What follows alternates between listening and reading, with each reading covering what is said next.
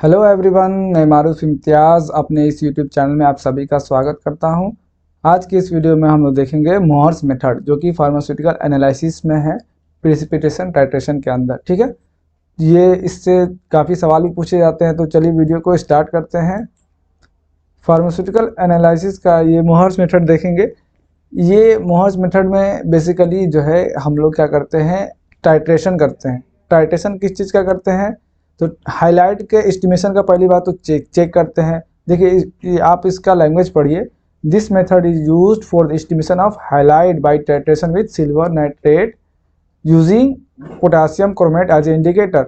इस पूरे के पूरे रिएक्शन को याद करना है आपको। जैसे इसमें क्या करते हैं कि हम लोग क्लोरीन और ब्रोमीन का एस्टिमेट करते हैं क्या क्या इस्तेमाल करके। तो सबसे पहले जो हम लोग कोनिकल फ्लास्क में है, तो उसमें या फिर क्लोरीन आयन होगा या फिर ब्रोमीन आयन होगा, और ऊपर की तरफ जो लेते हैं उसमें सिल्वर नाइट्रेट होता है। तो सिल्वर नाइट्रेट का इस्तेमाल करके हम लोग क्लोरीन और ब्रोमीन आयन का क्या करते हैं, एस्टिमेशन करते हैं। और साथ ही साथ इसमें हम लोग जो इंडिकेटर डालते हैं, उस इंडिकेटर का क्या नाम है, पोटासियम क्रोमेट। तो यहाँ पे लिखा हुआ K2CrO4, ये क्या है, पोटासियम क्रोमेट, जो कि इंडिकेटर की तरह इस्तेमाल किया जाता है। अब देखिए सोडियम क्लोराइड हमने कहाँ लिया, कोनिकल फ्लास्क में। उसमें ब्यूरेट से हम लोग क्या डाल रहे हैं, सिल्वर नाइट्रेट, जिससे क्या हो रहा है, सिल्वर क्लोराइड का प्रिसिपिटेट फॉर्म हो रहा है। जो नीचे की तरफ एरो दिखा रहा है, इसमें क्या पता चलता है कि ये प्रिसिपिटेट को फॉर्म कर रहा है। और सोडियम नाइट्रेट, क्लियर है, ये हमारा क्या है, रिएक्शन है। इस रिएक्शन को अच्छे से याद कर लेना है, ठीक है। अब दूसरा इसमें क्या है, देखिए समझिए कि ये जो आपके स्क्रीन पे दिख रहा है, ये दोनों रिएक्शन कहाँ का कहाँ होता है, कोनिकल फ्लास्क में। इस चीज़ को यहाँ से समझेंगे, ठीक है। देखिए ऊपर की तरफ जो ब्यूरेट दिखा है, ब्यूरेट में जो आप बूंद बूंद देख रहा है, उसमें से क्या गिर रहा है, AgNO3 सिल्वर नाइट्रेट। और हमने जो कोनिकल फ्लास्क में दो चीज़ लिया है, सबसे पहले NaCl लिया है और दूसरा में क्या लिया है, इंडिकेटर K2CrO4। क्लियर है, दो चीज़ ब्यूरेट कोनिकल फ्लास्क में हम लोग जो नीचे की तरफ है कोनिकल फ्लास्क, उसमें दो चीज़ पहले से ले रखे हैं। अब देखिए जो सिल्वर नाइट्रेट ऊपर से आ रहा है, तो सबसे पहले वो रिएक्शन किसके साथ करेगा, क्लोरीन के साथ, क्योंकि क्लोरीन का आयन बहुत ज़्यादा लिए हैं हम लोग। NaCl क्या लिए हैं, ज़्यादा लिए हैं, तो क्लोरीन का आयन ज़्यादा है, तो सबसे पहले AgCl का प्रिसिपिटेट बन जाएगा। और साथ ही साथ जब पूरा क्लोरीन आयन खत्म हो जाएगा, जब खत्म हो जाएगा, तो हमारा क्या देखने को मिलेगा, पोटासियम क्रोमेट जो है, अब वो रिएक्शन करना स्टार्ट कर दिया है, किसके साथ, सिल्वर नाइट्रेट के साथ।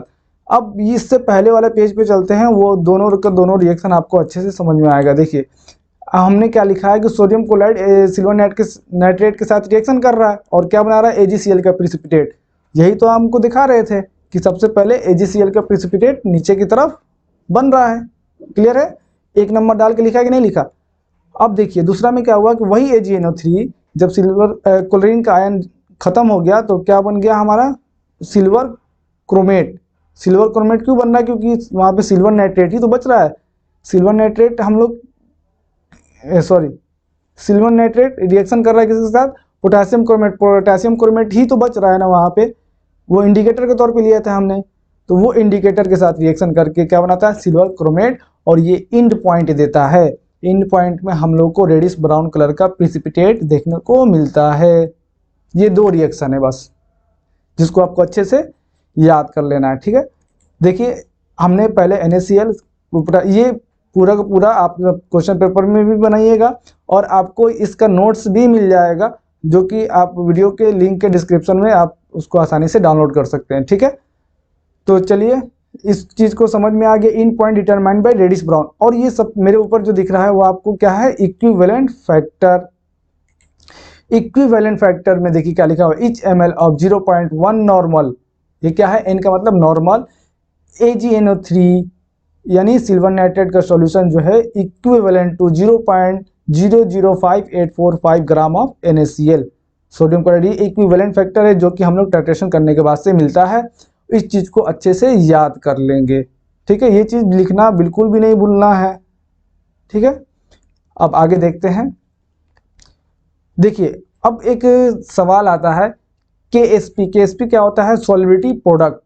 सॉल्युबिलिटी प्रोडक्ट जिस भी सब्सटेंस का कम होता है वो पहले प्रिसिपिटेट करता है, मतलब सोलिबिलिटी प्रोडक्ट जिस भी सब्सटेंस का कम होता है वो पहले प्रिसिपिटेट करता है। तो यहाँ पे सवाल ये बनता है कि सोलिबिलिटी प्रोडक्ट जो है AgCl का ज़्यादा है as compare to silver chromate. जो हमने रिएक्शन देखा, रिएक्शन में पहले क्या बन रहा है, AgCl का प्रिसिपिटेट बन रहा था, बाद में Ag2CrO3 का प्रिसिपिटेट बन रहा है। लेकिन अगर देखा जाए KSP प्रोडक्ट में दोनों में कंपेयर करेंगे तो किसका ज़्यादा किसका कम है, तो AgCl का ज़्यादा है, तो इसको बाद में बनना चाहिए। और कम किसका है, सिल्वर क्रोमेट का कम है, तो इसको पहले बनना चाहिए। लेकिन ये पहले नहीं बनता है, क्यों, ये सवाल भी हो सकता है आपके मन में आए।